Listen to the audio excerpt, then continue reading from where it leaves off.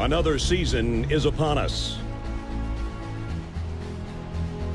Freshmen arrive wide-eyed with dreams of future glory, while seniors prepare for their last chance at immortality.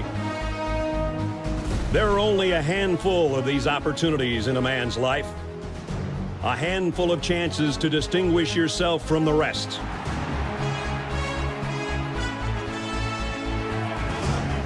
It's on these fields where history is made, where legends begin and heroes triumph.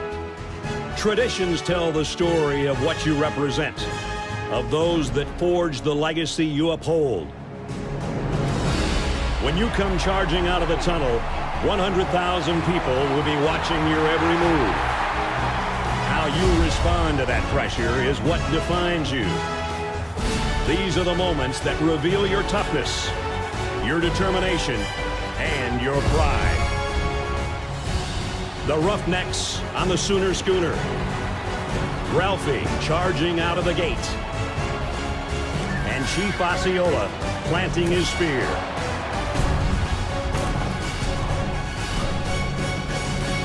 The time has come. Your time is now.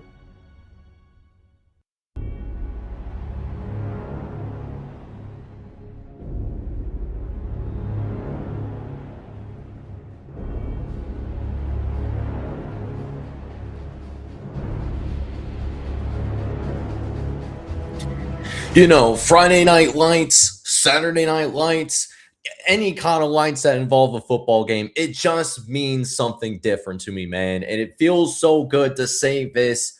We have 14 sleeps away from the start of the college football season. I mean, it's been an incredibly long offseason. I'm so glad that we are just right around the corner from the start of college football season. And we have been embroiling ourselves lately in the G6, over the past couple of weeks, especially ever since coming back from a nice vacation where, the skin's a little darker, the mood's a little bit lighter as well.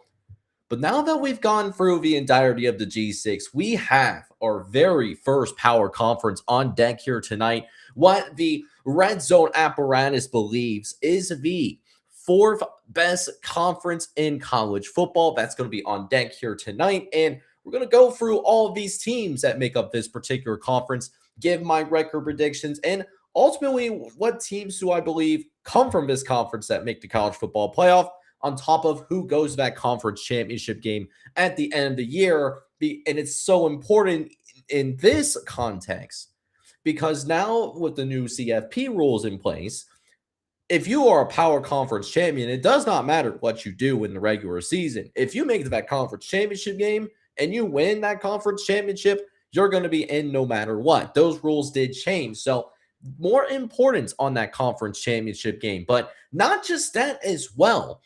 Redshirt Sports Top 25, it officially comes out. It makes its second seasonal debut. Year number 2 of the Redshirt Sports Top 25. We're going to react to it here tonight as well. So what does that mean for you guys? It means that holistically, you're going to be in for a great show here tonight. And I hope you genuinely enjoy yourself as well. And if you do, make sure you go ahead and do a couple of things for it. Whether you're watching on the YouTube platform, whether you're watching on Twitter, or whether you're watching on Buzzer. Shout out to Buzzer for allowing us to stream on their platform as well. Hit that like button. Hit that subscribe button. If you're on Buzzer or YouTube, or that Twitter, hit that follow button as well. And so, with that being said, let me go ahead and jump right into it, shall we? So, before I kind of dive into this Redshirt Sports Top 25, a little bit of a story here. Just a little bit of background on how this Top 25 came to be and how this poll came into existence. I, as well as some other voters that are out there that make up this poll, have been increasingly frustrated by how the AP goes about ranking teams on a weekly basis. And it's gotten to a point where even a couple of voters have straight up said that, why is it taken so seriously? Y'all are making a too big of a deal. Essentially, for those that have such a tremendous honor of having a poll that's been out for an incredibly long time, it's not where it needs to be as a poll and has shown biases towards certain conferences, right? So we came together, and shout out to James Singleton as well, who runs the Redshirt Sports website, for setting up this FBS Top 25. It enters year number 2. And what's really awesome is that it's not just me from the College Football Red Zone apparatus that votes on this top 25 anymore. It's also Reed, who isn't here tonight. He's currently driving, as well as others like Colton from O&O, AT from Tampa 2 College Football, Brody Booth, who you guys have seen like a couple of times. Like, those cats are all voters on this poll. So I, alongside 14 other people, so 15 total voters, we came together, and this was the top 25 that we came with. So gonna go ahead now, throw it on screen here. So this is the Redshirt Sports top 25 that we are rolling with, at least to start out the 2026 college football season. So I have a few big takeaways here from me personally, but for those of you that maybe are watching this, of like, you have this tabbed on a different screen, or you're maybe, you're watching like on YouTube, but maybe you're a dad like myself, and you're watching this in the background, right? I'm going to run through this list holistically first. So starting things off, number 1 team in the nation, and a few other teams did get first place votes as well, but the preponderance of the first place votes went to Ohio State, who got 6 of them, and then Indiana, who had 5 of the first place votes. That's where the preponderance of the first place votes went to, and it was incredibly close as well. There's a point system here, so if you vote somebody at number 1, for example, that team would get 25 points, and then you get all the way down to number 25, which is 1 point. That's kind of how these things work. So Ohio State and Indiana, with 15 voters, is only separated by 4 points. So very close. It was a lot closer than what it was this time last year, where we had more of not a complete consensus, but a more clear majority on who we thought should start number 1 to begin the season. You also have Oregon at number 3. They got a first place vote. Georgia, your first SEC team, gets a first place vote as well. Notre Dame got multiple first place votes with 2. So those are all the teams that got first place votes. Miami is your highest ranked team that did not receive a first place vote. They check in at number 6. And then rounding out the rest of your top 10, you have some SEC teams. So Texas, Oklahoma, Texas A&M, and Ole Miss, they round out your top 10. Ole Miss in particular is something to watch out for. If somehow, some way, this poll was completely accurate and we got the exact same order for the final CFP rankings before the start of the college football playoff, Ole Miss would be your last team in, your last at large, because number 11 would be Texas Tech, who is your highest ranked Big 12 champion. So you would have right now 5 SEC teams rejected to make the college football playoff. Texas Tech would be the only one from the Big 12 as the Big 12 champ, hypothetically speaking. And then Miami, your only ACC team that would be in as well. They would get number 6. And then we got a few Big 10 teams, and then Notre Dame as well. Now, going through the rest of the top 25. Got Alabama and LSU. Is your first 2 teams out, followed by BYU. Checks in a little bit higher than what they were this time last season, as at the beginning of the last season, BYU was actually not ranked in the top 25 to begin the 2025 campaign. This year they are. They check in at number 14. USC is at number 15, followed by Michigan. A couple of teams that could be a dark horse team in the Big 10 outside the Big 3. SMU is going to be your second ACC team at number 17. Washington comes in at 18, followed by Utah and Tennessee, rounding out your top 20. And then finally, when you get to the confines of like those last few spots, Penn State at number 21, Louisville at 22, Houston gets to be another Big 12 team. So 4 Big 12 teams did make it at 23. Iowa is at 24. And then Boise State is going to be your last team in this top 25 at the beginning of the season. They get the number 25 ranking to start the college football season. So all that said, so a few big takeaways here. What this means for this upcoming season, and kind of like a few big takeaways when I saw this personally put up on the Redshirt Sports website. And if you want to see the exact breakdown of how everybody voted, that is linked down in the description for whether you're watching on Buzzer or whether you're watching on YouTube as well. But what this means that the first big thing here is that when we get to the week 1, because week 0 is an appetizer, even though that is what I'm recognizing as a true start of college football season. But for most teams, week 1 is the start. That week 1, we do have multiple top 25 matchups, at least in my opinion. We got Oregon at Boise State traveling to Oregon. That's going to be a top 25 matchup. And then we also have Louisville and Ole Miss playing each other on a Sunday neutral site field game in Nashville, Tennessee. I believe at the Tennessee Titans Stadium. They are going to check in as your other top 25 matchup for week 1. That's going to be played on a Sunday as well. So that was the first takeaway for me, is the fact that we do have multiple top 25 matchups. And I think that's a really good thing to have, because week 1 might be seen as a little bit lackluster on the upper end. Your mid-tier games, there's some intrigue there, but in the upper echelon, that top 25, there wasn't perceived to be a lot, so more than expected. Now, other big thing that I saw here is we actually got some G6 representation in here, right? Because we've seen this from the On Free, top 25, like Crane and Company, voted on that ballot, for example. They didn't have any G6 teams. I imagine when the AP does come out on Monday, they're probably not going to have anyone from the G6 in the top 25 because that's just typically how they operate. We got one here. And the thing with Boise State is that they weren't even the only G6 team that started the year off with receiving votes. Notably, James Madison and Tulane, who made the college football playoff last year as conference champions, they got some votes. UNLV got a few votes as well. Hawaii got a little bit of love with a couple of votes. And then we did have at least one person vote for Western Michigan, vote for Navy, and surprisingly, Bowling Green as well, hoping for a breakout season for the Bowling Green Falcons in the eyes of one of the voters that is joining us as brand new voter for this season. So congrats to him making his debut this upcoming season. Couple of other teams that were close here, Virginia and Clemson. I appreciate that Clemson was not in the top 25. I don't think that they made enough wholesale changes here to be worthy of a top 25 spot, given how they played last season. And they don't have a ton of returning production. And I don't think the wholesale changes are enough. Do I think that Clemson could get ranked this season? Absolutely. That absolutely could happen here by the end of the season. But for Clemson, them not starting in the top 25, I'm cool with that. Florida also just missed. They were just a few points shy of cracking the top 25 to begin the season. And the thing with Florida as well is you can make the argument for Florida because there is a lot of talent on that roster. And you could also argue that there is an upgrade at the head coaching's position, right?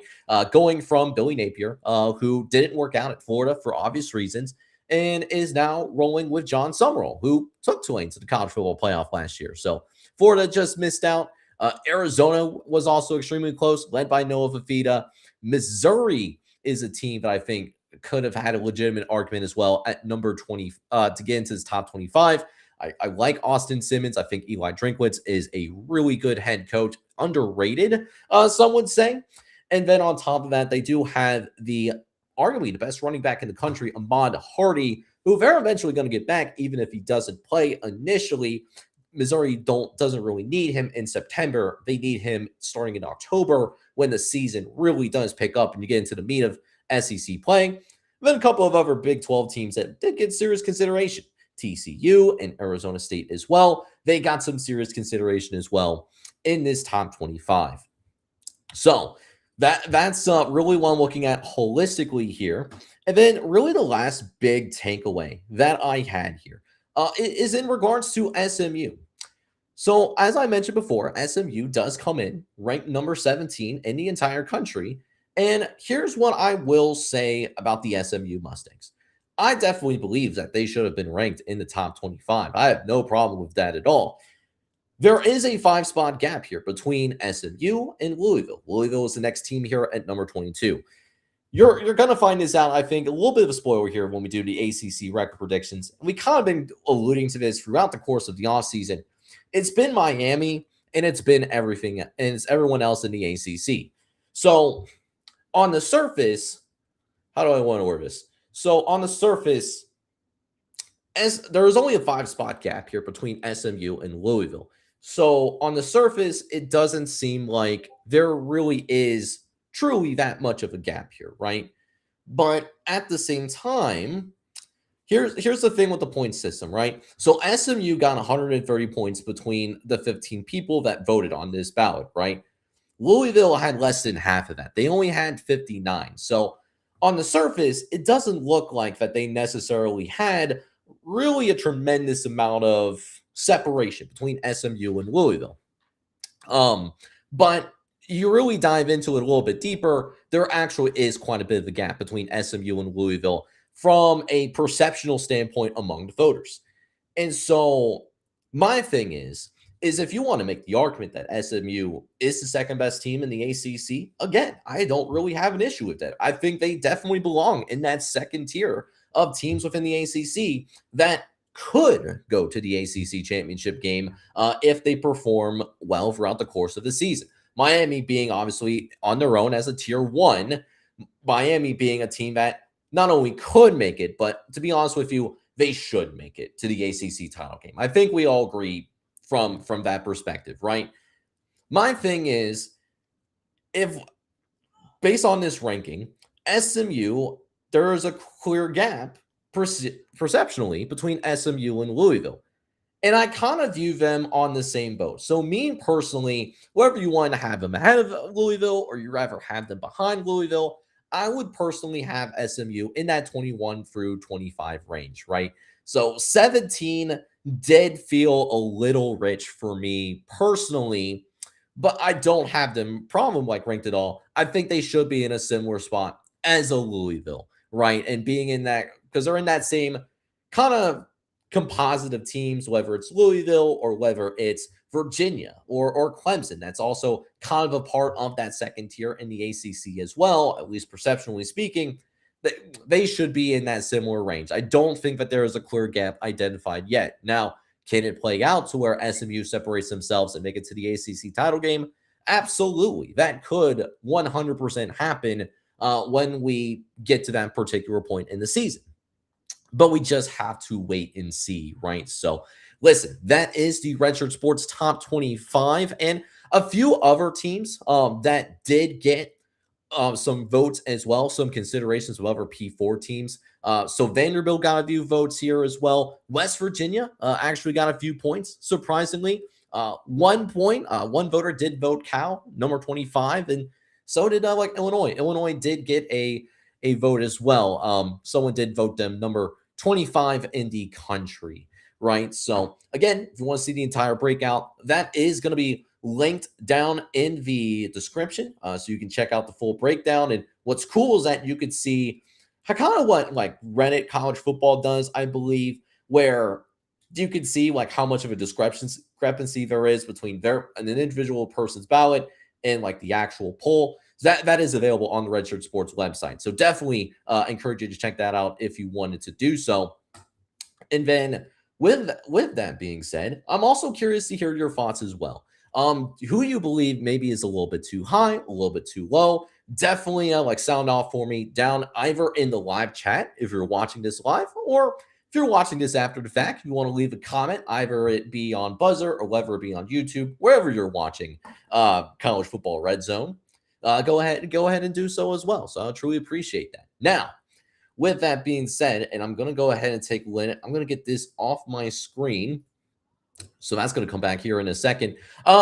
So now we really get into really the meat of tonight's show here.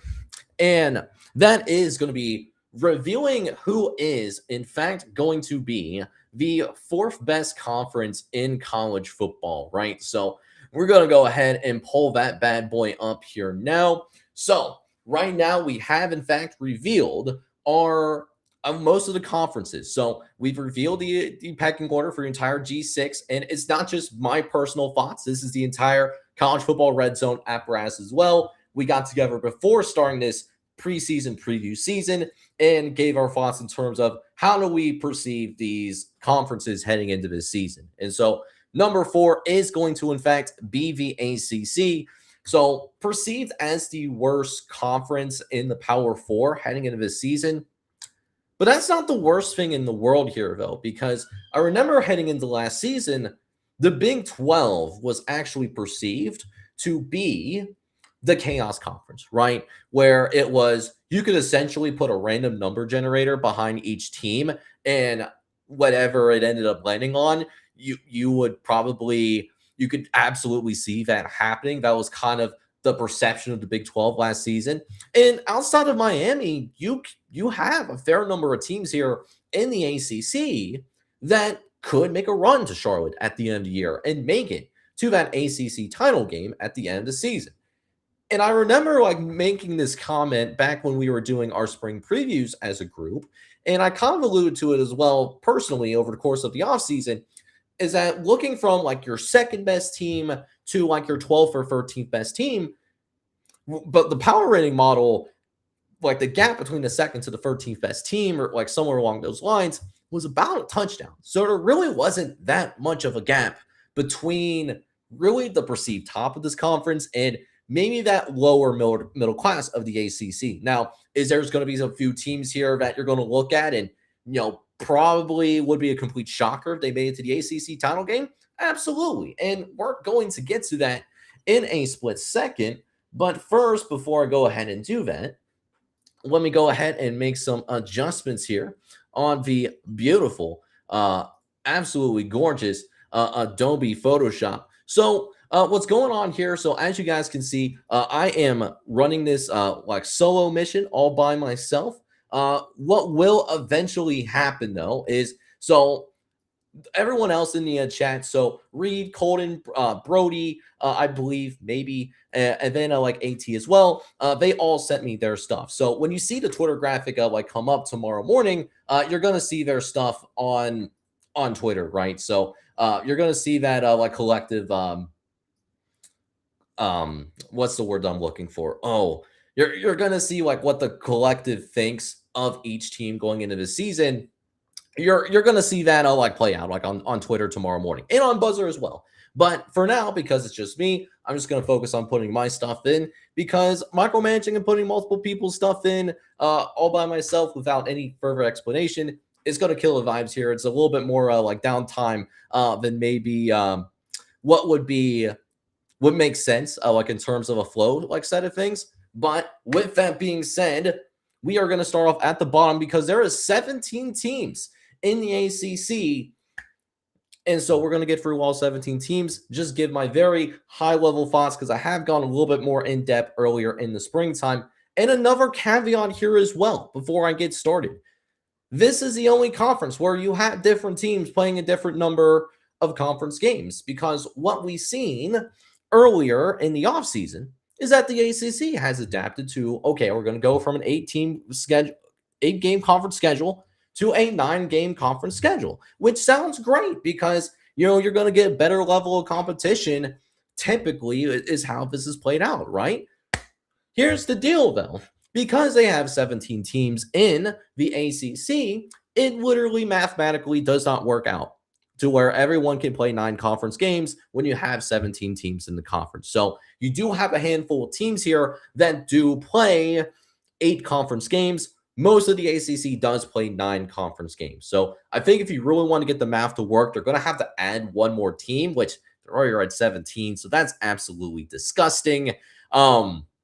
With that being said, though, if they were to add a team in the ACC, I'm curious to hear your thoughts. Whether you're watching in the live chat or whether you're watching like after the fact, like who would you roll with just in terms of who would you add if you're the hypothetical ACC commissioner to get to that 18 team, right? Team number 18. That's what I'm curious about here, right? But for now, we go ahead and get things rolling here. And we're going to go ahead and start at number 17, the team that I think is going to finish last in the ACC heading into this season. And that is going to be the Boston College Eagles, okay? So Bill O'Brien coming in here, and listen, I mean, he did solid work at Penn State a really long time ago, right? And, really stabilized Penn State after what was a really ugly situation following like the Jerry Sandusky deal, right? Like that, just so inexcusable actions there at Penn State. He takes over after all of that took place and they had all of those sanctions, and he was fine back then, but he hasn't been a winning head coach at the college level since then, right? And he enters year number 3. 9-16 has been his overall record at Boston College, and they lost some talent too. They lost 4 players to the NFL. They lost Reed Harris and Omar Fording, both to the transfer portal. Those guys were certified star players. They lost their starting quarterback and their starting running back. But in spite of that, I still think if there's any positives that you could look at with Boston College, I think that they could have an intriguing backfield. Mason McKenzie comes in from Saginaw Valley, played really well at Saginaw Valley last season, probably should be the starter. And they bring in Evan Dickens from Liberty as well, who had over 1,400 yards from the line of scrimmage. So there is something to be excited about. There's aspects of this team to be excited about. But holistically, here's the deal with Boston College. I do not think that they have a very good coaching staff. I have Bill O'Brien as arguably one of the worst coaches in the ACC coming into this season. He was my 16th ranked head coach, so that's kind of how I feel about him holistically coming into this season. And then on top of that as well, they have one of the worst rosters in the ACC too. So, they do have an intriguing backfield tandem, Mason McKenzie and Evan Dickens. They also have a couple of pieces that they brought in from the portal that I think could be good quality pieces for the Boston College Eagles heading into this season. But I think that it's going to be a long season here. I do think that they at least win the FCS game, and maybe they can swing a couple of games here or there. But overall, overarchingly, I think this is going to be a long year for Boston College. So I have them going 1-11. They are also they are one of those teams as well that plays in one singular conference. They play one singular. Oh my goodness, I am having a complete brain fart here. I apologize. They play 8 conference games. That's really what I was trying to go with all of that. I don't know where my brain was at heading into it, but yeah, Boston College 1-11, 0-8 conference record. They could. The Rutgers game is going to be a game to watch here early. That could be a game that they could swing early to build some early momentum. And then Syracuse at the end of the year, depending on how motivated Syracuse is. They do get the Orange at home. If they get last year's Syracuse, that's definitely a game that they could win as well. If it's the Syracuse team from a couple of years ago, different story. So we're going to see what we get from that Syracuse football team. But for now, they are at Boston College is at the very bottom for me as well. They come in at number 17. Number 16, though. Number 16 ranked team in the ACC coming into this season, it's going to be the Stanford Cardinal. Now, one thing that I will say about Stanford is last year, it was kind of a gap year. It was kind of a year where you would go and try to find yourself, right? That was kind of what Frank Wright was doing, and he was solid from Nexus No standpoint, but he was never going to be a long-term head coach at Stanford. That was never going to happen, right? So now you enter a brand new season, and this time you do at least have a permanent head coach in place here, right? Tabitha Pritchard has been named at least for now, the long-term head coach of the Stanford Cardinal heading into this season. But what I will say about the Stanford Cardinal as well here is that Stanford is a team that is kind of in a year in which they're trying to figure out like who is going to be the foundational pieces long term. And you're also trying to figure out what you have as a coach in Tabitha Pritchard, who previously was the quarterback coach for the Washington Commanders. And he was fine in that role. He wasn't stellar, but it wasn't a disaster by any means, right? So maybe he could do something special here at the quarterback position. He's going to need to if they're going to surpass this number 16 ranking, because you're looking at, I believe it's Davis Webb, who's going to be starting for Stanford at the quarterback position. Again, kind of one of those you have, intriguing pieces. But holistically, they're going to need a stack of like 2, maybe even 3 quality recruiting classes / transfer portal classes in order to really get this thing running. I doubt that this is going to truly be a 1-year turnaround. So kind of view them in a similar light as the Boston College Eagles, who are right behind them. But the difference is for me, is that Stanford at least has some kind of direction. It's just that you're really not expecting much from them this upcoming season. It's a matter of, can you find those pieces that are going to help you down the line? That's really what I'm kind of looking at here in terms of what I see in the Stanford Cardinal as well. So we'll see if that happens. They have a toss-up game early against Hawaii.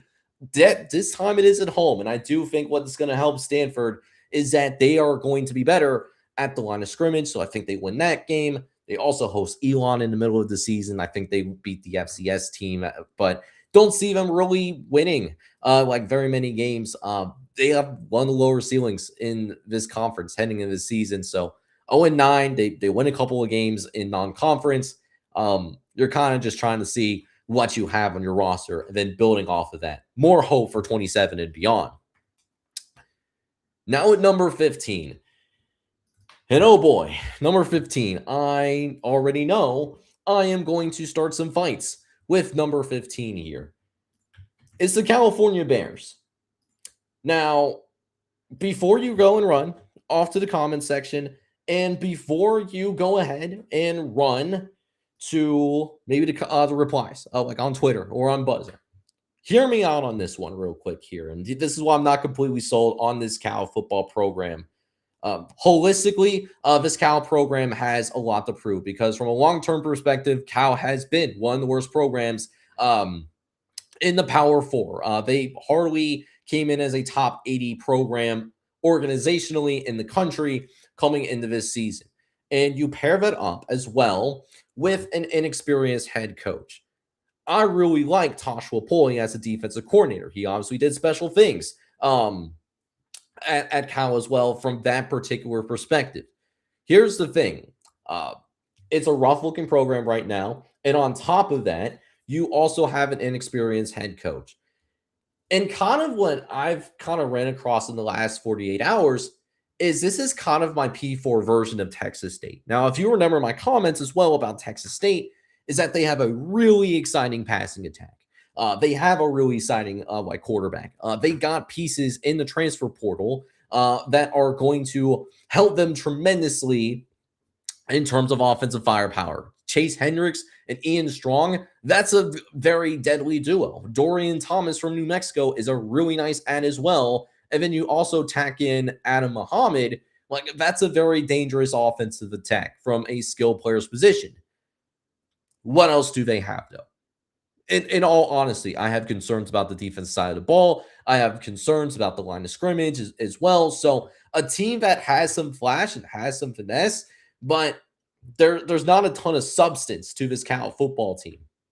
And on top of that as well, they have to go and make multiple cross-country road trips. They have to go travel to Syracuse for a cross-country road trip. They also have to go play SMU, NC State, and Virginia. Very long road trips that Cal is going to have to make. That's typically does not bode well for teams that travel on the road.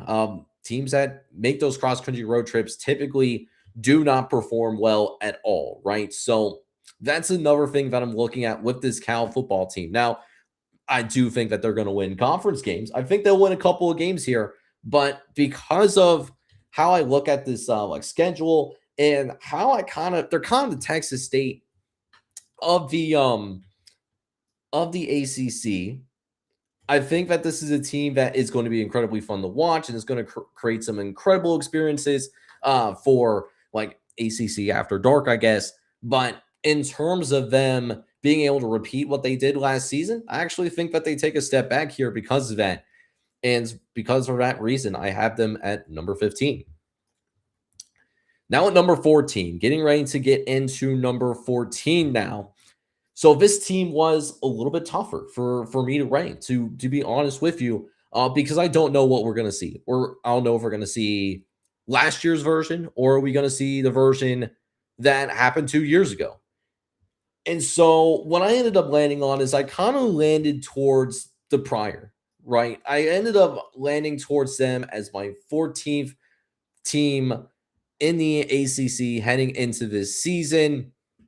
I don't think the ceiling is necessarily super high because there are some things culturally that I am concerned about the Syracuse football team heading into this season, because this team had an incredibly fast start in the month of September. And I think that's definitely possible for them yet again. I actually think that they could start the year 3-1, and it would be a solid start for them. But here's the thing. After Steve Angeli went down with that injury, they completely collapsed as a football team. And yes, they had other injuries, but to fall apart that badly and to not even be that competitive, to be honest with you, that is a serious red flag for me. I'm going to be completely honest with you there, right? So how tough are they? Like, it's really what I'm kind of trying to allude to here. Like, how tough are they as a football team? That is the biggest question. Like, how is their ability to deal with adversity? That's what I'm asking here. They do have a really good punter in Jack Stonehouse. I think he's one of the best punters in the conference, so I'm not worried about their special teams. They did address the backup quarterback room, so if Steve Angeli goes down, you add Amari Odom, who I would personally have as at least QB2, led Kennesaw State to a conference title last season. And then you also have Malachi Nelson, who, has been a bust, but he is a former 5-star, and, maybe, he's a dart throw lad, and maybe you get that 1 in 20 to 25 chance that Malachi Nelson is able to tap into what made him a 5-star recruit coming out of high school. That could be in there as well. But I have serious concerns about this culture that is at Syracuse right now. So I'm kind of selling on the Syracuse Orange at this point. Same record as the Cal Bears. I had them also going 4-8 as well, with a 2-7 conference record. Difference between these two teams is that I do think that Syracuse beats Cal. So that is the tiebreaker for me, because Syracuse does host Cal. So I did give Syracuse that particular win in conference play. That's why I have them above the Cal Bears. All right, moving on now to number 13.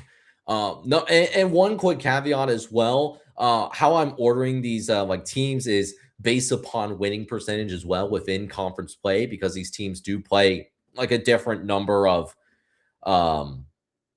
conference games. So with that said, that's what I'm rolling with, because you would think they would go off of winning percentage, or even use the CFP rankings as a tiebreaker. They're going to go with a committee approach, which I think is dumb, but I could rant for that could be a whole show. To be honest with you, and I'm trying to get for the rest of these ACC rankings.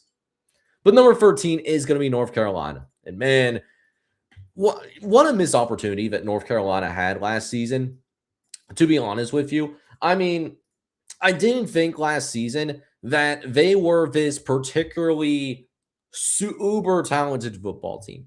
But you looked at how North Carolina's schedule was set up last season, and you could have made a legitimate argument based on what they had on the roster that maybe it would have been like an Indiana type team from a couple of years ago, where we understood that the strength of schedule is not where it needed to be necessarily. But the ceiling for them, and I remember this vividly because it was my first year covering the sport, I had a ceiling of 11-1 for North Carolina. So there was a path with their schedule, even though they weren't a super talented team, that they could have snuck into the college football playoff as an at-large, maybe as like a 10 or 11 seed. That ceiling did happen for North Carolina last year. They weren't even close, obviously, right? And so now you get into a brand new season, and the schedule is a little bit tougher, right? They have one of the toughest schedules. They have the 4th toughest schedule in the ACC. Much more difficult than what they had last year. They go play on the road against Clemson. They play Pitt on the road. They play the defending ACC champions in Duke on the road. They also have Miami on the schedule, Louisville, who we just ranked in the top 25. And then Virginia on the road towards the end of the season as well. And Virginia didn't make it into the top 25, but they were really close too. So they have some really difficult games here on this schedule as well. Not to mention some of the off-field stuff. I mean, Bill Belichick, it has been made very clear that, he's not clearly as good of a college coach as he is an NFL coach. And part of that is probably well past his prime. And you got the description with the whole Jordan Hudson situation as well, which has been a very, very interesting situation to watch unfold right in front of our eyes as well. What I will say is, and here's another thing too. This was even with me thinking that they were going to have Taron Dickens, who I was pretty high on as one of those underrated gets from the transfer portal. They don't even have that either. So in reality, I could be a little bit more, I could be more generous than given what's happened to them this offseason. We'll see if they can figure out how to maintain focus. But right now, I just don't really see it. I think it's going to be another difficult year. And I think unironically, this might be the best thing for North Carolina right now because of the fact that, if they finish with another 3 or 4 win season, that could be grounds to get rid of Bill Belichick. And, Pedge, I absolutely agree. And here's the thing too, speaking of TCU, the line on FanDuel right now is about 7.5. I could absolutely see North Carolina failing to cover and TCU doing what they did last year as well. They do have intriguing pieces. I did like a couple of the transfer portal position guys that they got, particularly from Richmond, Virginia. They got a couple of dogs from the FCS ranks, but again, it's talented individuals, and it's going to be a group of teams that think they should do something, but in actuality, I think they struggle yet again this season because I don't think that they deal with those distractions very well. And now, speaking of the great state of North Carolina, though, remember when we had one of the more fascinating conference champions in a long time, in spite of losing 5 games in the regular season? That is where, in fact, I am going to have the defending ACC champions. They do check in as my number 12 team in the ACC coming into this season. Here's the deal with Duke. What I will say is that I think that they have a really good head coach that I think is constantly underrated here, right? Manny Diaz has done an incredible job. 18-9 in his 2 years at Duke. Obviously, he's won 9 games 2 years in a row. He's won an ACC championship. He does also have the benefit of one of the better running backs in the conference as well, in Nate Shepherd. But man, what really kind of puts a damper on this Duke football team is that they were expecting to have Darian Mensah back. And that just didn't happen at all. Darian Mensah leaves for Miami in the 11th hour. He also takes Cooper Bricati with him, who was the number 1 receiver on this team. They also lose Clayshawn Brown on the outside. And so you're left with Walker Eget, who has started a couple of years at San Jose State.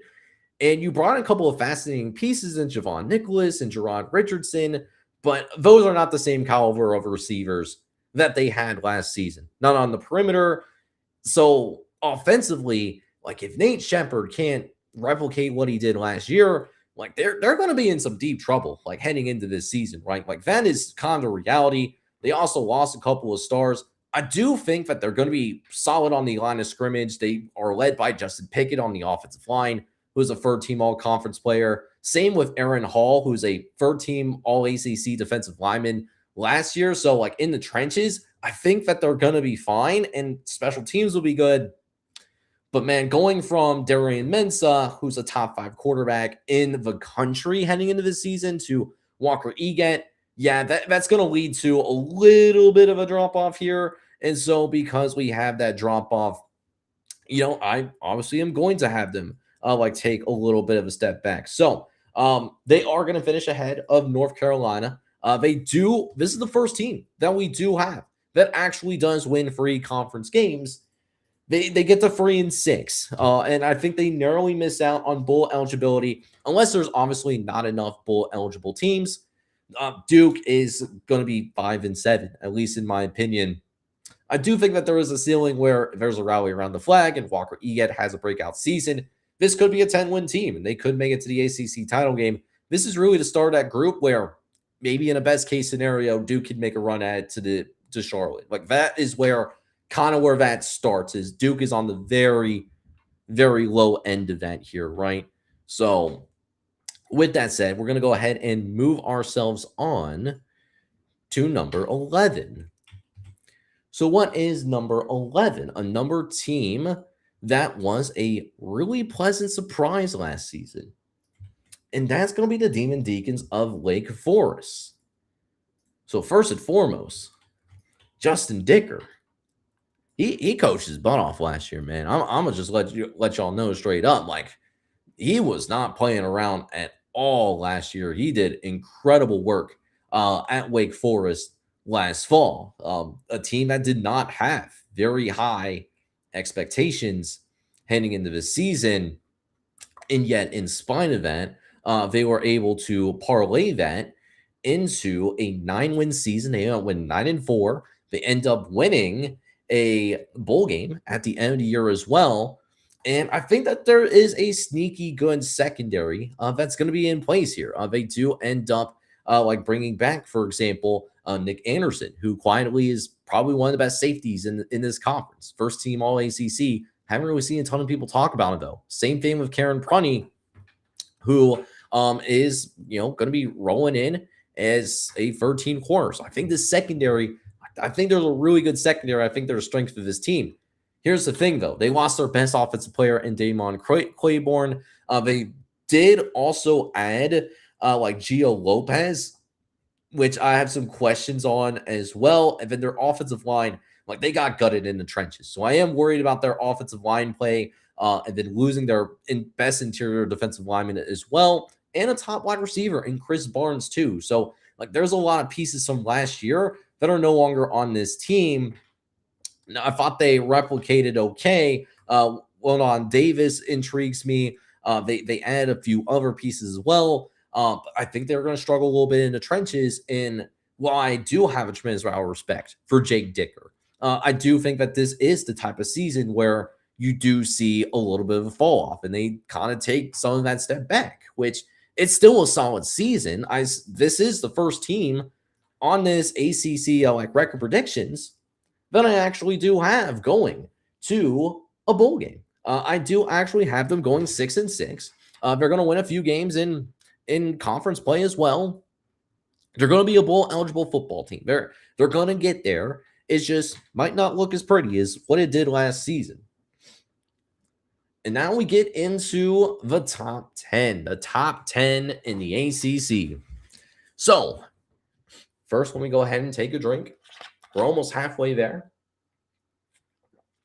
And we're not even living on a prayer yet. So, shout out to us for not living on a prayer yet. Oh, excuse me.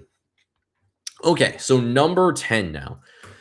Number 10 is going to be where I have Florida State. And I was higher on this team like heading into this season, back in the springtime. But, the more that I sat back and thought about it over the last few months, the more skeptical I am about this Florida State team. I mean, with what happens to them the last few years, first of all, like they got screwed, right? In 2023, they should have been a playoff team. The fact that they went 13-0 and they got left out of the college football playoff, I thought that was blasphemy at the time. I still think it's blasphemy today. But ever since then, it's like there's been this dark cloud that's been hanging over this program, and they just simply haven't been able to get out of their own way. That's been the MO of Florida State the last couple of years, and it's shown on the field. I mean, they've won half as many games the last 2 years as they did in that 2023 campaign. And so now you're coming in.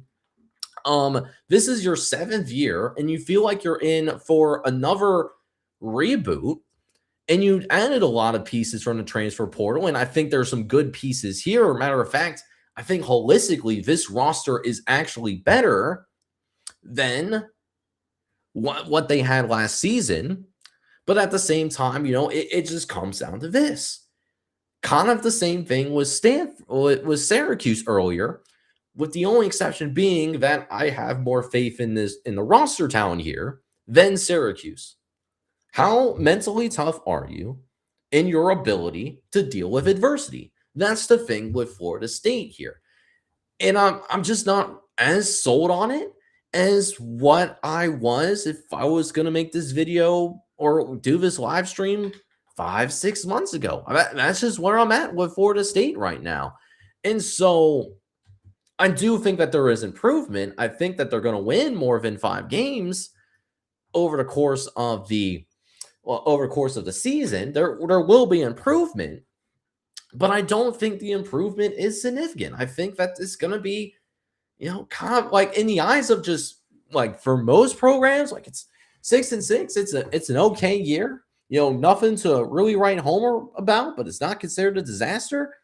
I think that if they do finish, though, if they finish 6-6, that's kind of a worst case scenario because you do see the progress. But it's like, man, like, is Mike Norvell ever going to recapture his magic a few years ago?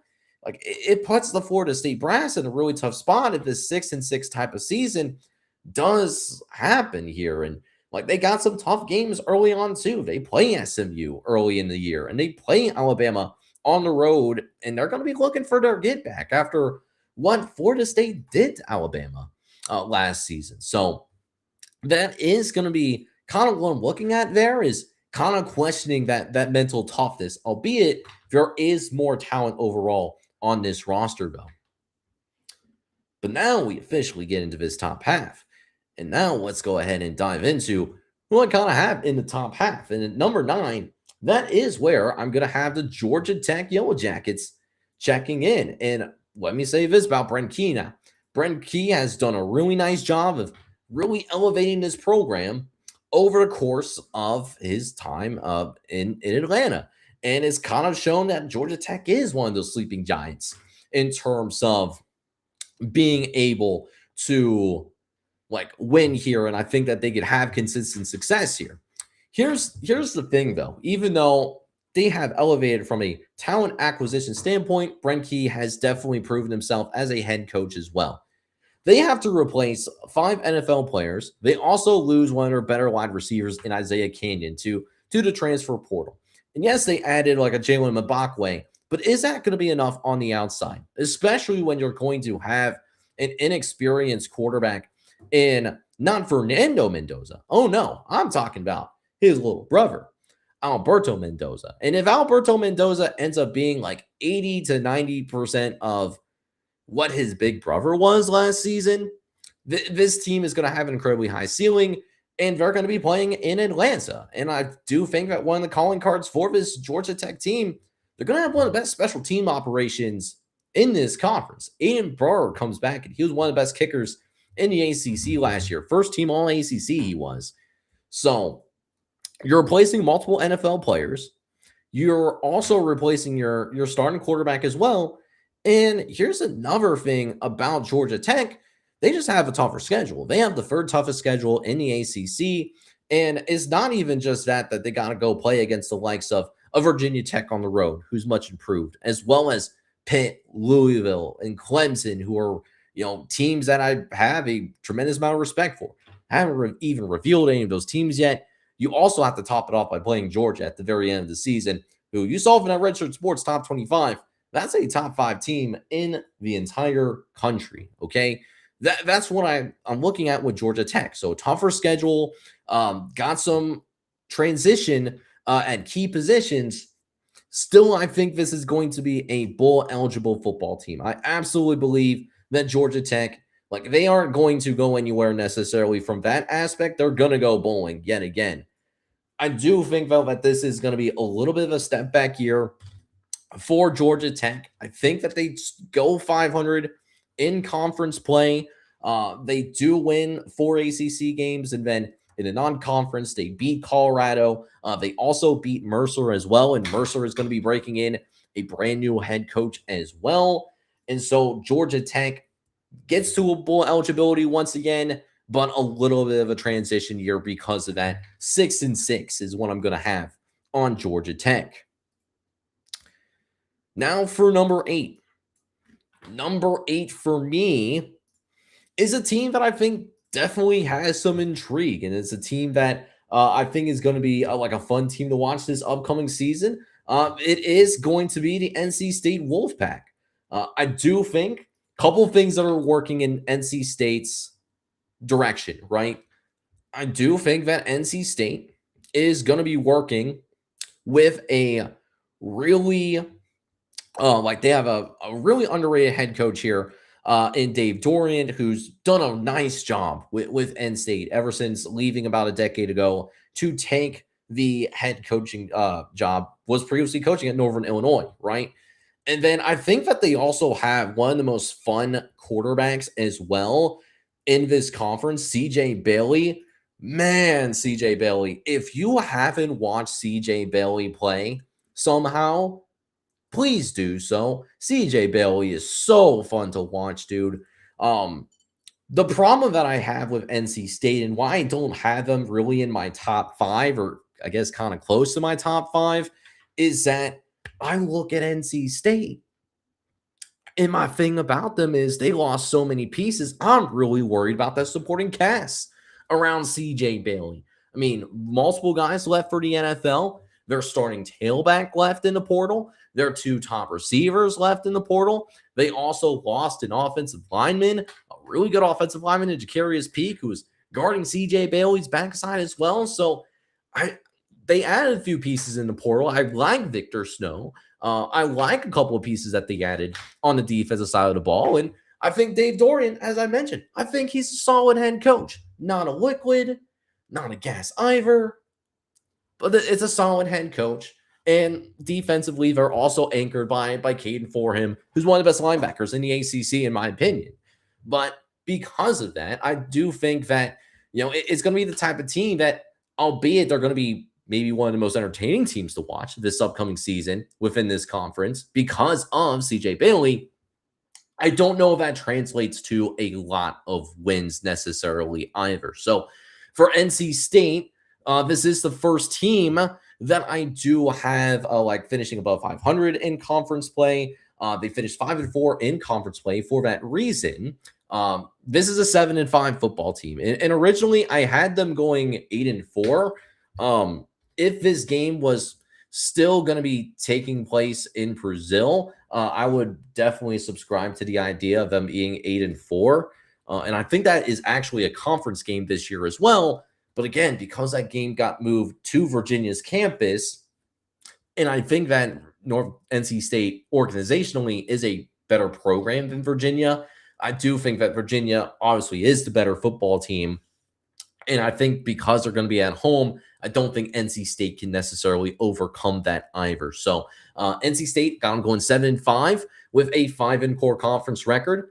Solid season. Not a liquid or a gas, but again, just a solid season. They're checking in at number 8. Up next at number 7, and we actually kind of talked about them a little bit. That is the Virginia Cavaliers. Now, here's the thing with Virginia. Is Virginia a one-year wonder, or can they sustain success in the long term here? Because Virginia had an excellent season, and it doesn't get talked about that much because of the fact that while Virginia made it to the ACC title game and they would have went to the playoff, that they would have won that conference championship, Duke gets most of the spotlight because they were a 5-loss team that made it to the ACC title game and won. So they get a lot of the spotlight. But let's not forget about Virginia. They were playing in that ACC title too. Let's not forget that at all, my man. But here's the thing with Virginia. Outside of last season, Tony Elliott has struggled in his tenure, right? Looking at what Virginia has been, and I believe that they were, I want to say, an 11-win team. So I think they were 11-3, if I'm not mistaken. So outside of last season, Tony Elliott has been 11-23 in his tenure. That's not going to really get the job done. So I got to see if he is going to in fact, be a one-year wonder or not. I do think that, there is a lot of really high-level pieces here. First and foremost, they do return 5 players from last season that were on the All-ACC list that was on the Virginia Cavaliers football team last season. Then on top of that, they got deeper at the quarterback position. They got deeper in the backfield. They got deeper at wide receiver. So for them at number 7, what it barreled down to for me is I got to see Virginia kind of do it more long-term. I don't know if this is like a one-year wonder. Still, I think it's going to be a good football team. And another thing that's really going to work for them positively is that Virginia is going to be one of the oldest teams in the country heading into this year. They have, out of their roster of 85 guys that they can have, Virginia has 55 players that are either fourth or fifth year guys. That is a lot of experience that's played a lot of college football. And they didn't lose a ton either. Besides Jamari Taylor and Trail Harris, who left to go, is now playing in Oklahoma. They do bring some pieces back here. And so I could see them absolutely shattering of this 8-4 projection that I do have for Virginia. I think this is a team that I think if the best case scenario does happen, I think Virginia can, in fact, in a best case scenario, be 11-1 and going into title game weekend, be in the mix to make the college football playoff as a at large. And what I think is also going to benefit them as well is that, in my opinion, they do have the easiest schedule, not only in the ACC. I actually think that they may have the easiest schedule in the entire country or two, at least from a power forward perspective. So 68th ranked strength of schedule. So there is definitely those additional benefits as well for the ACC. So they do check in at 8-4. I can absolutely see them winning more than just 8 games. A ceiling of 11 games does exist for this Virginia football team for that reason. But the thing is that I just love some of these other teams that have had at Virginia just a little bit more. And let's go ahead and talk about one of those teams that I like just a little bit more than the Virginia Cavaliers. And that is going to, at number 6, be the Pitt Panthers, who come in at number 6 for me heading into this season. First of all, you do have a little bit more of a proven head coach in Pat Narduzzi, who you can say what you want about Pat Narduzzi. He has won an ACC championship before back in 2021. So he does have that on his resume. On top of that, and I think this is going to benefit Pitt football as well, is that Pitt is going to be returning their starting quarterback, Mason Heisel, who's incredibly fun to watch. He took over in the middle of last season for Eli Holstein. So he's got him back. They also have some pieces that I think are really going to help him out tremendously heading into the season that they got in the transfer portal. Lavelle Wright from Western Kentucky. Malik Knight, who I think could surprise some people. Former Catamount. Keelan Davis, who was an all-MAC conference nominee for the Akron Zips last year. He joins this offensive line as well. Here's what I think is going to be the difference between Pitt being an ACC in the ACC championship and just having a good season. And that is going to, no kidding, be, hey, man, what are you going to be like on the defensive side of the football? That's really what I'm concerned about, especially the linebackers. I think their linebacking room is going to be a little bit on the thin side for me. Kyle Lewis leaves for the NFL. I've ever seen Biles, who is another really talented linebacker. He goes out to Texas. Not to mention Francis Brulu goes to Notre Dame, in the transfer portal as well. So I'm worried about this linebacking room. I have some concerns about this defensive line holistically too. So what that means is I don't know if the defense is going to be where it needs to be to ultimately take the next step for the Pitt Panthers, and that is to make it to Charlotte for the ACC title game for that reason. Offense is going to be really fun to watch, though. The secondary could be sneaky good. Watch out for Kanye Thompson, who transfers in from Slippery Rock. And then also special teams. I think special teams could be sneaky good, too. Their long snapper got him in the – well, actually, scratch that. Kind of the opposite. Special team could be a little bit of concern too, because their long snapper left in the transfer portal too. So that could be a little bit of a concern. Not as big of a concern that I have about the linebacking room, obviously, right? But still think it's going to be a good season. I think it's going to be a fun season of Pitt football. Don't get me wrong. I have Pitt winning 9 games. This is a 9-3 football team for me.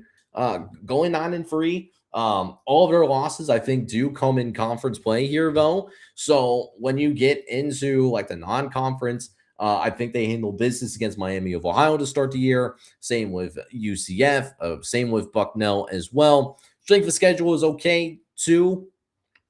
Definitely have a high ceiling though. I think outside the Miami game, there are other ACC games that I ultimately have losing, such as Virginia Tech on the road and also Louisville on the road as well. Those are also winnable games here too. So that's what I got for Pitt, who now comes in at number 6. At number 5, as we go ahead and get into this top 5 here, that is in fact going to be the Virginia Tech Hokies, who check in at number 5 for me. Brand new head coach, albeit unironically, their previous head coach is still on his staff. Brent Pry.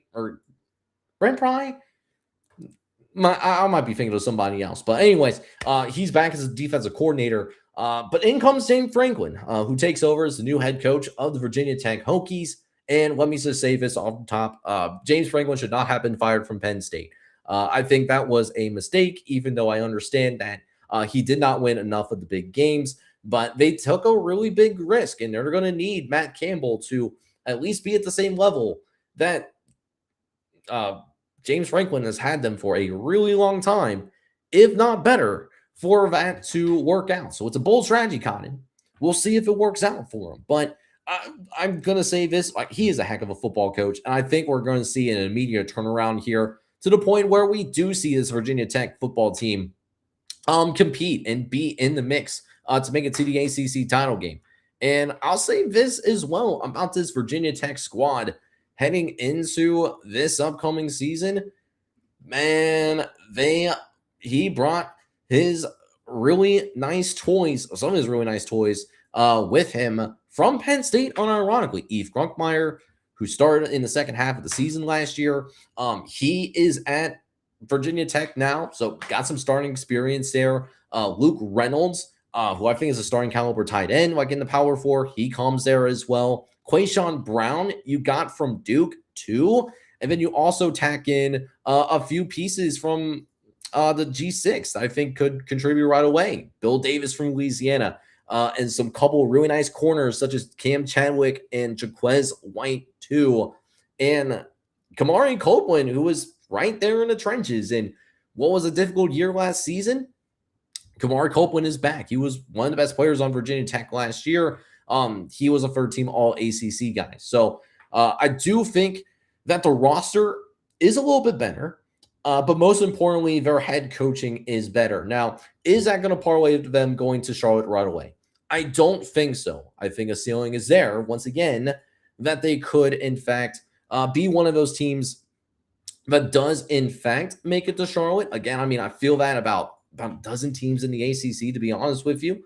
But what I will say is I think Virginia Tech is going to be in the mix. Now, a little bit of a quirk here. They're not going to win as many games as Pitt, like just overall, right? I do have Virginia Tech winning one less game than Pitt.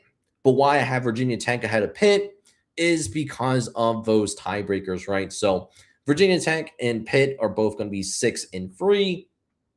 And the thing about Virginia Tech is I think Virginia Tech does beat Pitt in order to get to, in my opinion, 5th place. And then the only game that they have losing in the non-conference, and could be a little bit of an interesting take here, but James Franklin does now have a history of maybe losing a game or two that he shouldn't lose. I do have him dropping the Maryland game here early. Malik Washington is a stud. I think going to play at Maryland, I think that's a little bit of a slip up there. So that's the only game that I have Virginia Tech losing in the non-conference. Still a good year, though. I still have them going 8-4 for that reason, and definitely going to be in the hunt. Speaking of teams that are also going to be in the hunt as well, come on down, the Clemson Tigers.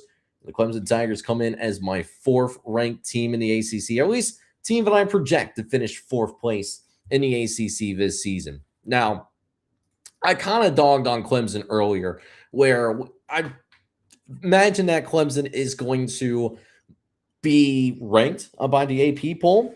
But at the same time, what I will say about Clemson is just because I don't think that they necessarily should be locked to be ranked in the top 25 doesn't mean that they can't get there. In fact, I think outside of a couple of games, I think the schedule does line up pretty nicely here to where Clemson can still have a pretty good season. And organizationally, I do think that Clemson is the best program in the ACC. If you're looking at what they've been like from a long-term perspective for the last 4 to 5 years as well. Because outside of that LSU game, outside of, like Cal on the road, I mean, Miami, you do play Miami, but you do at least get them at home in Death Valley. A lot of your toughest games in your conference slate, and that's like Virginia Tech that I think is going to be really good. Georgia Tech, I think, is going to be a solid team as well. Like those games are all at home. Really, their toughest road game could be the Cal trip. And even then, like I just mentioned it, I have Cal regressing. Florida State is a road game, and they didn't make a bowl game last year. Same thing with Syracuse. That's also on the road. They didn't make it to a bowl game either. Duke, yeah, they're the ACC champs. They don't even have their starting quarterback. I don't know who's Walker Egat's going to throw the football to. I just don't. So definitely has some questions that Clemson is absolutely going to have to answer here, right? They like what are they going to get out of the quarterback position, for example, right? Because Kate Klubnik, he's playing in the Jets preseason game as I'm speaking right now. Like, what do they get from the quarterback position? They also have a bunch of players that have gone off to the NFL. And so I look at Clemson, their roster might not be as good, but the schedule lines up. I still believe in Dabo. I still think he's one of the best coaches in the ACC. Fun thing about him, too, 18th year as a head coach of Clemson, he's won 9 ACC titles. So half of the time, it's literally been flip a coin. And depending on where that coin lands, that decides where Clemson wins the ACC or not. I'm thinking that this year, obviously, I don't think Clemson wins the ACC, right? But again, I think that this is a really successful year. I do think that they do bounce back. I think he's learned and he's reflected on what needed to change. And I think that leads to Clemson being able to have a nice bounce back year and get back to maybe not what Clemson was at its prime, but still a really good season, a really special season. I would even like go forth to saying for most programs in college football. So I have them going 10-2. They only lose one game in conference play. So I have them behind the third place team, and it's primarily because of the fact that the next team does play 9 conference games, right? And I'm going off of winning percentage as a tiebreaker for me, because that is what makes sense for me, right? So Clemson does come in as my 4th best team. I have them going 10-2 with a 7-1 conference record. Speaking of that 3rd best team, and man, like it is really a coin flip here between this team and the team that I ultimately have playing in Charlotte. Number 3 for me did become the SMU Mustangs. Really interesting schedule. Well, actually, I'll get to the schedule in a second, but I'll say this. Rhett Lashley, heck of a football coach, dude. Incredible football coach.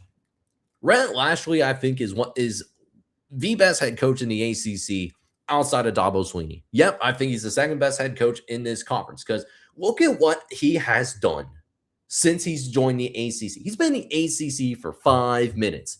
He took them to the ACC title game in his first year, and in year number 2, he almost did it again. If they would have just beat Cal, they would have been playing for the ACC title, and if they were to went on and win the ACC after they hypothetically handled business against Cal, nobody would have blinked an eye about SMU being back in the college football playoff once again. They were very close to repeating that once again.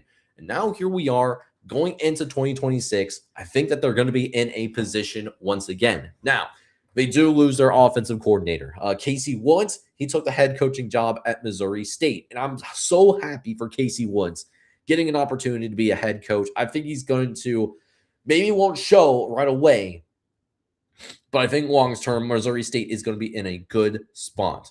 They do have an experienced quarterback in Kevin Jennings, but they do have to replace their starting tailback because their starting tailback left to go play at Clemson now. So that was a big loss that they had.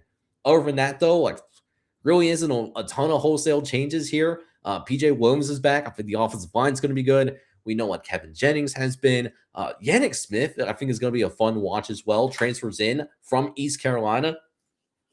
This is what I think decides whether SMU goes to the ACC championship game or not. It's going to be that third game of the season that SMU plays. They go on the road to play against Louisville, and I haven't revealed Louisville yet. So when they go on the road against Louisville, even though it's very early in the season, it's going to be happening in mid-September. That game, I think, will ultimately decide, looking back, the winner of that game goes to the ACC title game. I think that is exactly what happens here. And because of the faith that I have in Jeff Brom, I think Jeff Brom has like a good group. And I think that while I've had SMU and Louisville roughly on the same footing here, I look at SMU, and because of the fact that they go on the road, I have them ultimately dropping that game. Now, on top of that as well, another interesting schedule quirk with SMU is that they go on the road first game of the season at Florida State. And Florida State will have the benefit of playing a week 0 game while SMU is going to be fresh. So Florida State might come out a little bit sharper, and it wouldn't be a huge surprise if Florida State pulls that upset off on SMU either. So there is a world early on where SMU could start the season 1-2, and their playoff hopes and maybe even potentially their title hopes go down the drain as well. So other than that, though, I will say this. They do have one of the highest floors in the ACC. I have them, like, at worst, like, I think even in a worst case scenario, like, they're going to win at least 8 games. I have their actual record a little bit higher than that, kind of the same level as a Clemson. I have them winning 10 games. Again, have them ahead of the Clemson Tigers because of that 9th conference game, and they win that 9th conference game, finishing 8-1. They finish 3rd in the ACC, which means who finishes second for me? And who finishes second for me is going to, in fact, be the Louisville Cardinals. I really like what Jeff Brom is doing here at Louisville. I think he's got a really good organization. I think he's elevated ever since Scott Satterfield has left to take the head coaching job. The biggest question for Louisville, I think, is fairly obvious at this point. And it's been drawn out. It's been played out. How much has Lincoln Kienholz grown since he played in the bowl game a few years ago, where he looked like a deer in headlights? Highly regarded by the Ohio State fan base. No dispute about that whatsoever. But the good news is that they're not going to have to rely on Lincoln Kienholz. They have pieces. Isaac Brown is back. He's one of the best running backs in the ACC. They're going to have a good defense, and with Clay Lubin back and TJ Quinn, who's also back as well. They also added weapons around Lincoln Kienholz to allow him the opportunity to be successful, whether it's Trey Richardson, Lane McCoy, Brady Foley. They got themselves some dudes on top of some additional help on the defensive line. Cohen as stringer transfers in to Louisville too. He had 73 tackles and 4 pass breakups. Like, they got some dudes like all over this roster. Again, the difference between, it's really going to come down to Lincoln Kienholz in terms of how far does the Louisville Cardinals this year, other than that, outside of what they have in like the quarterback position, I don't really have a ton of questions holistically about this football team heading into this season. I think it's going to set themselves up for a good year, because I think, and we've seen this play out at the ACC Media Days as well, we do see the maturity from Lincoln Kienholz at the ACC Media Days, which is something that like Reed saw personally and what Brody saw personally as boots on the ground. What I think is also going to be an interesting quirk as well is that first game of the season. They play Ole Miss. We saw in the Redshirt Sports Top 25. That is a team that is going to have a prime opportunity to have a statement win.